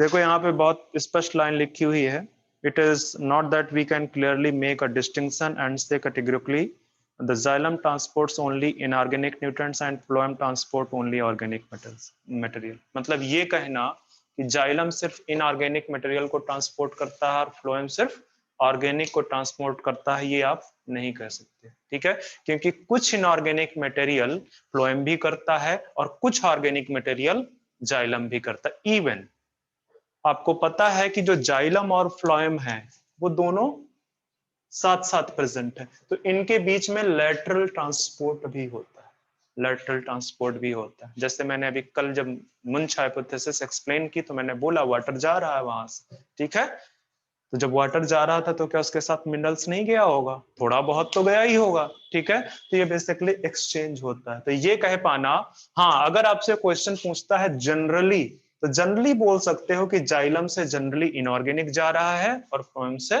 ऑर्गेनिक जा रहा है, ठीक है, बट हार्ड एंड फास्ट ये नहीं है। There are some minerals which are transported by phloem also, ठीक है। तो यहां से मैंने खत्म कर दिया है आपका ये चैप्टर, ये कुछ रहता है अभी?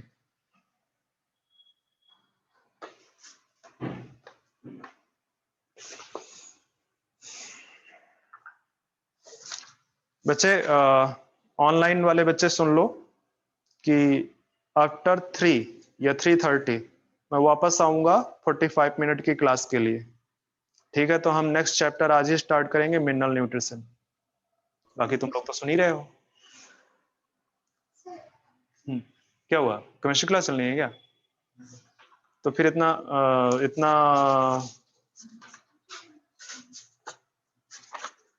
क्या हुआ बताओ तो सही मुझे, क्या करना है? इतना धीमे बोलोगे तो कौन तुम्हारी आवाज सुन पाएगा? घर जा रहे हो तो 45 मिनट की क्लास है, छोड़ देना। क्या चाहते हो कि आज ना लूं क्लास में?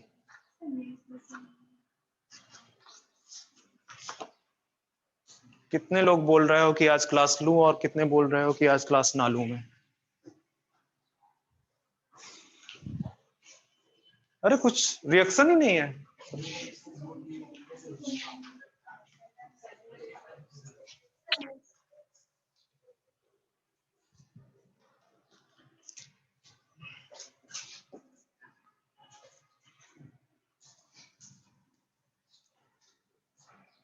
देखो नोट डाल के कुछ चीजें लिखो, अगर आप एनसीईआरटी पढ़ते हो तो मैं बता देता हूँ। एनसीईआरटी पे ट्रांसपायरेशन के लिए, ट्रांसपायरेशन को एक्सपेरिमेंटली डिमॉन्स्ट्रेशन, या आप ये बोल सकते हो ट्रांसपायरेशन के लिए एक दो एक्सपेरिमेंट है, ठीक है।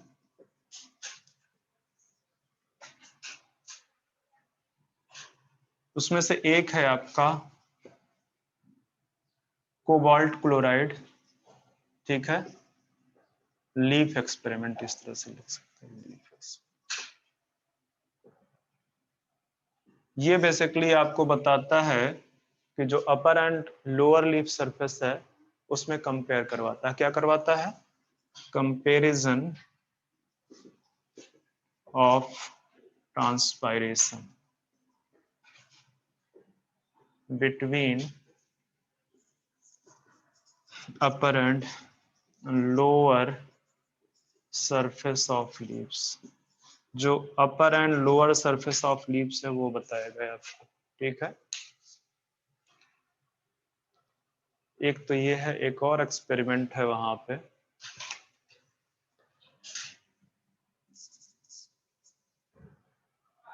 इसे मुझे दोबारा सेंसिटिविटी देना, पूरा अंदर रख लेते हो तुरंत।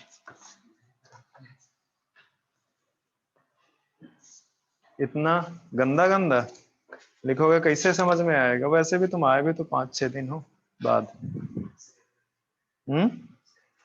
अच्छा कहाँ चले गए थे?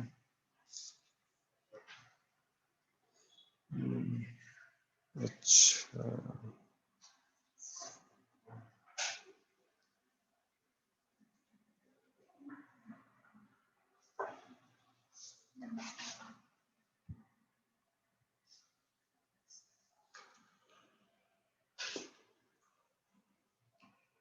एक और लिख लो, सिंपल सा एक्सपेरिमेंट है, देखो क्या है। ये सपोज कर लो प्लांट है, ठीक है, ये प्लांट आपने लिया, कट कर लिया, और कट करने के बाद या बिना कट कर मत कट करो, इसको ऊपर से पॉली बैग से ढक दो, ठीक है। 3 to 4 आवर्स बाद उसको ऑब्जर्व करो, ठीक है। तो यहाँ आपको जो पॉली बैग है वहां पे आपको क्या दिखेंगे, वाटर ड्रॉप्स दिखेंगे, वहां पे आपको वाटर ड्रॉप्स दिखेंगे। तो ये क्या प्रूव करता है कि ट्रांसपायरेशन प्लांट में हो रहा है, ठीक है। तो सिंपल सा एक्सपेरिमेंट है कि आप प्लांट को कवर्ड कर दो, ठीक है। तो यहाँ पे लिख दो, cover the plant with polybag and observe it after 3 to 4 hours, ठीक है। वो भी कब, ड्यूरिंग डे टाइम, ठीक है, ड्यूरिंग डे टाइम या डे आवर्स, ठीक है। तो ये भी आपको दिखा देगा, सिंपल सा एक्सपेरिमेंट है ट्रांसपायरेशन में, ये जरूर याद रखना, कोबाल्ट क्लोराइड वाला, ठीक है। एनसीईआरटी का लिखा हुआ है इसलिए मैं आपको बता रहा हूँ। एक और चीज मैं आपको बता देता हूं कि एसेंट ऑफ, नोट में ही रखना, ठीक है, एसेंट ऑफ सैप का पाथवे, ठीक है। तो एसेंट ऑफ सैप में एसेंट ऑफ सैप ये किसके थ्रू होता है, इसका जो पाथवे है, मतलब कि कौन से रास्ते से निकल रहा है जाइलम से, ये कौन सा एक्सपेरिमेंट आपको बता रहा है, ठीक है। इसका जो पाथवे है वो किस एक्सपेरिमेंट से बता सकते हैं, ठीक है। तो एक है जो पहले किया गया, गर्डलिंग एक्सपेरिमेंट, तो गर्डलिंग में क्या बोलता है, गर्डलिंग एक्सपेरिमेंट या रिंग जो है एक्सपेरिमेंट बोलते हैं, ठीक है। और ये गर्डलिंग जो एक्सपेरिमेंट है ये क्या बोलता है कि आपका ये प्लांट है, सपोज ये प्लांट है, ठीक है, इसका अप टू द बार्क वाला पार्ट रिमूव कर दो। अब आपको पता ही होगा बार्क में कौन कौन सा पार्ट आता है, ठीक है। ये प्लांट है, इसका अप टू द बार्क वो रिमूव कर दिया है आपने, ठीक है। बार्क में कौन कौन सा पार्ट आता है, सेकेंडरी फ्लोएम इंक्लूड करता हुआ, ठीक है। तो क्या देखा गया कि प्लांट में वाटर का ट्रांसपोर्ट होता रहा, ठीक है, प्लांट में वाटर का ट्रांसपोर्ट होता रहा। और ये जो है, ये जहां पे ये किनारे देख रहे हैं, यहाँ पे खूब सारा फ्लोएम में फूड डिपॉजिट हो गया। क्यों, क्योंकि जब फूड का ट्रांसपोर्ट होगा तो फूड तो बाहर निकलेगा, तो यहाँ पे बहुत सारा फूड डिपॉजिट हो गया, ठीक है। तो ये बोला गया कि ये जो गर्डलिंग एक्सपेरिमेंट है, ठीक है, इसने क्या बोला कि जो फ्लोएम का ट्रांसपोर्ट, सॉरी फूड का जो ट्रांसपोर्ट है, ठीक है, food transport occurs through phloem, ठीक है। इस एक्सपेरिमेंट ने ये बताया, या ये बोल सकते हो इसका कंक्लूजन, एक तो ये कंक्लूजन बोल सकते हो, या दूसरा बोल सकते हो कि फ्लोएम के थ्रू एसेंट ऑफ सैप नहीं होता, ठीक है। Ascent of SAP doesn't occur through phloem. अभी तक इसने ये नहीं बोला कि ये जाइलम से हो रहा, ठीक है। ये एक्सपेरिमेंट आपको क्या बताएगा, गर्डले एक्सपेरिमेंट, ठीक है। यहाँ पे निकाल दो, यहाँ पे लिख दो कि यहाँ पे बार्क रिमूव की गई है, ठीक है, बार्क रिमूव। ये एक्सपेरिमेंट लास्ट पैराग्राफ में है आपके उसमें एनसीईआरटी में, ठीक है, जहां पे मंच हाइपोथेसिस दी हुई है, ठीक है। वहां पे बार्क रिमूव किया, और बार्क में आपको पता है क्या प्रेजेंट होता है, सेकेंडरी फ्लोएम। और सेकेंडरी फ्लोएम में वो ये बोल रहा है कि बेसिकली जो फ्लोएम है उससे फूड का ट्रांसपोर्ट होता है, ठीक है। या आप इसको इस तरह से लिख सकते हो कि एसेंट ऑफ सैप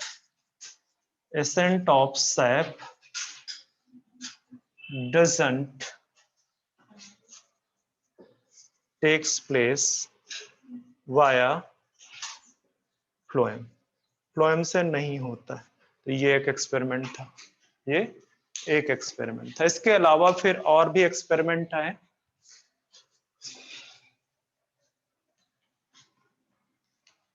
इसी में कई सारे क्वेश्चन, टेक्निकल क्वेश्चन पूछता है बच्चे। अभी आप सोच लो कि अगर इस एक्सपेरिमेंट को आपको डिमॉन्स्ट्रेट करना, सिंपल एक्सपेरिमेंट को, तो आप कैसे डिमॉन्स्ट्रेट करोगे, ठीक है। कैसे डिमॉन्स्ट्रेट करोगे? आप ना प्लांट को कट करो और उसको, जैसे आपको ये गर्डलिंग एक्सपेरिमेंट है, ठीक है, तो ये चीज तो आपको ऐसे ही दिख जाएगी, आप किसी भी प्लांट का ऐसे ही निकाल दो, ठीक है। अब दूसरा एक्सपेरिमेंट, अगर ये आपको प्रूव करना है कि ये एसेंट ऑफ सैप किसके थ्रू हो रहा है, तो एक प्लांट लो, यहाँ पे एक डाई डाल दो, ठीक है, मतलब ये सोल्यूशन है ईओसिन डाई के साथ में, यहाँ पे क्या पड़ा है, ईओसिन डाई, वाटर जो भरा हुआ है, और यहाँ पे एक प्लांट काट के आप क्या करो, प्लांट काट के आप यहाँ पे, ठीक है, डाल दो।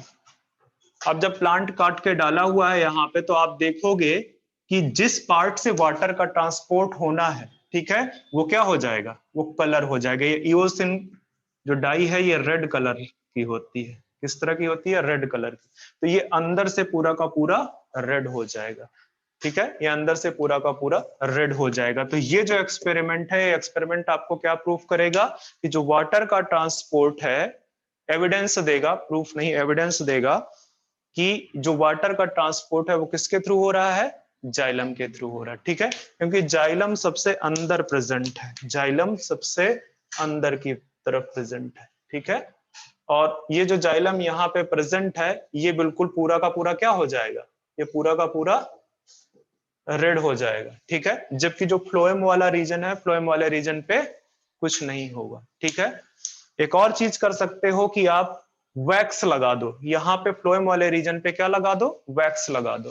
तो अगर फ्लोएम वाले रीजन पे वैक्स लगा दिए, स्टिल स्टिल ट्रांसपोर्ट हो रहा है, ये आपको क्या बोल रहा है, ये फर्दर प्रूफ कर रहा है, ये आपको फर्दर प्रूफ कर रहा है कि जो वाटर का ट्रांसपोर्ट है वो किसके थ्रू हो रहा है, जाइलम के थ्रू हो रहा है, ठीक है। एक बार आप क्या करो, जाइलम में वैक्स लगा दो, एक बार आप जाइलम में वैक्स लगा दो, तो अब वाटर का ट्रांसपोर्ट जो है रुक जाएगा, ठीक है।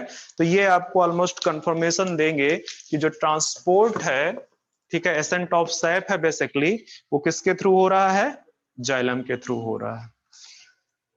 तो इस वाले एक्सपेरिमेंट को स्टेनिंग एक्सपेरिमेंट बोलते हैं। ये जो मैंने करवाया हुआ है, ये एक्सपेरिमेंट है आपका स्टेनिंग एक्सपेरिमेंट, ठीक है। और इसी का आगे एक्सटेंशन है ब्लॉकेज एक्सपेरिमेंट। तो ब्लॉकेज एक्सपेरिमेंट में क्या करते हैं, क्या यूज करते हैं, अप्लाई वैक्स, ठीक है, एक बार जाइलम में और एक बार फ्लोएम में। तो सिंपल से एक्सपेरिमेंट है। अच्छा, एक एप्लीकेशन, इस वाले एक्सपेरिमेंट का एक एप्लीकेशन बता देता हूं। कई बार वो क्वेश्चन पूछता है कि एक प्लांट का बार्क रिमूव कर दिया गया, एक प्लांट का पूरा बार्क रिमूव कर दिया गया है, सबसे पहले कौन से पार्ट की डेथ होगी, बार्क रिमूव कर दिया गया, सबसे पहले कौन से पार्ट की डेथ होगी, रूट पे फूड जाना बंद हो जाएगा, ठीक है, रूट पे फूड जाना बंद होगा, तो सबसे पहले कौन मरेगा, रूट मरेंगे, रूट मरेगा। अच्छा, कई बार क्वेश्चन बोलता है कि अंदर का इनर पार्ट आप जाके जाइलम वाला पार्ट जो है ना निकाल दिए, ठीक है, जाइलम वाला पार्ट रिमूव कर दिए, तो सबसे पहले डेथ किसकी होगी, ऊपर वाले पार्ट की, अपर पार्ट की। स्टिल जो उसके पास अपना रूट के पास जो अपना फूड है उससे काम चलाएगा, ठीक है, पर चूंकि minerals and nutrition cut off हो चुका है, तो वो पार्ट क्या हो जाएगा, वो पहले डेथ होगा। तो इस तरह के क्वेश्चन आते होते थे। आज के लिए बस इतना ही। तो मैं नेक्स्ट लेक्चर, चलो ठीक है, मंडे से स्टार्ट करते हैं, आज छोड़ देते हैं, ठीक है, मंडे से स्टार्ट करते हैं।